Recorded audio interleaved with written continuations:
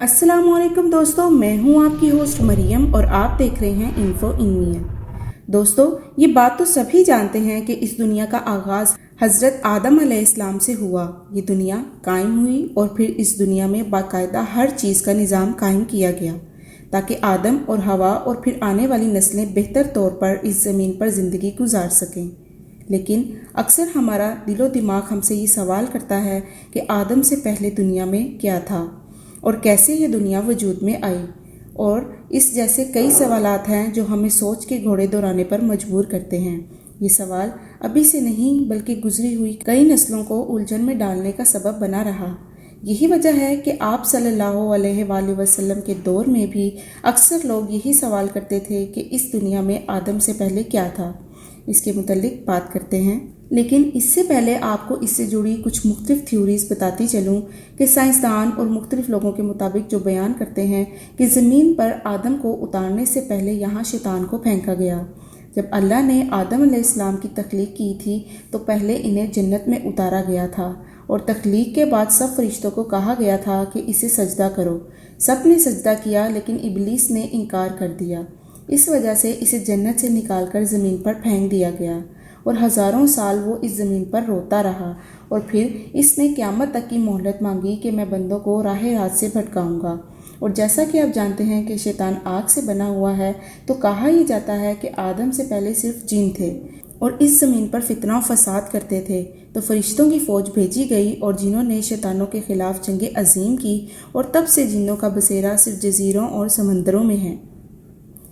اس کے بعد کچھ سائنسدانوں اور عیسائیوں کا کہنا یہ ہے کہ زمین پر آدم سے پہلے صرف ڈائناسورز تھے جو ہزاروں سال پہلے انسانوں کی آمد سے پہلے اس زمین پر آباد تھے، لیکن انسانوں کی آمد کے ساتھ ان کی نسلیں ختم ہو گئیں۔ اسی طرح سائنس ریسرچ کے مطابق آدم سے پہلے انسانوں جیسی کچھ مخلوقات آباد تھیں اور مختلف جگہوں سے ملنے والی عجیب و غریب انسانی کھوپڑیوں اور انسانی ڈھانچوں کے آثار ظاہر کرتے ہیں کہ یہاں آدم سے پہلے بھی مخلوقات آباد تھیں جو پہلی قوموں کی طرح شاید تباہ ہو چکی تھیں، اور کچھ لوگوں کے مطابق یہ زمین خلائی مخلوقات کا مرکز تھا۔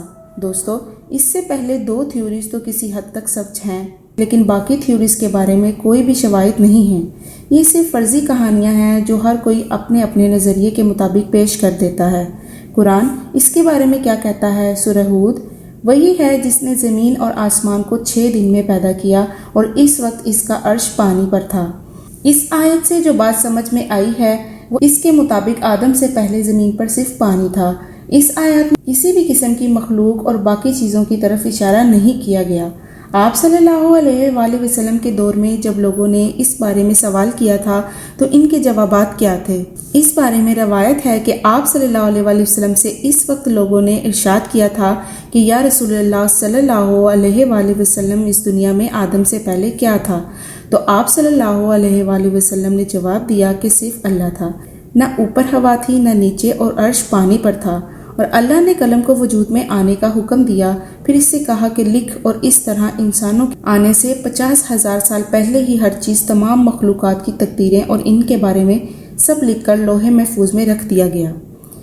بخاری شریف میں ایک جگہ بتایا گیا ہے کہ ایک بار آپ صلی اللہ علیہ وآلہ وسلم کے پاس یمن سے ایک وفد آیا اور کہا کہ ہمیں آپ سے علم لینا ہے، آپ ہمیں بتائیں کہ اس زمین پر آدم سے پہلے کیا تھا؟